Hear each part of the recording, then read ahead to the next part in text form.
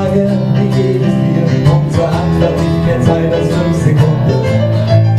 Nur so wenig Zeit für die wesentlichen Dinge, doch mit Konsum verbringen wir unzählige Stunden. Das ist ein Pamphlet an die Oberflächlichkeit der Gesellschaft. Das ist ein Pamphlet an Die Oberflächlichkeit. Es geht mir nicht um Leistung und um Produktivität. Ich schere mich nicht um Wohlstand und um Geld. Immer dabei sozial und in unserer Emotionalität.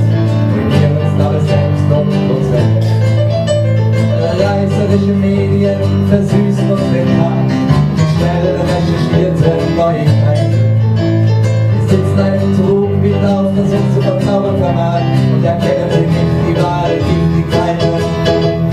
Das ist ein Pamphlet an die Oberflächlichkeit Der Gesellschaft.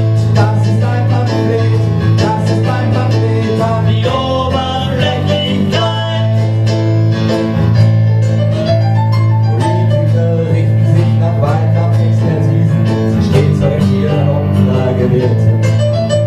Regiert werden wir ohnehin nicht von den Parteien, sondern von den globalen Werten. Braucht es einen Sündenbock, kommen die Randbuch ins Spiel. Egal wer sie sind, sie haben zu büßen. Nur nicht länger hinsehen, das erregt uns viel zu viel. Ist doch der andere für unser Fehler bezahlt.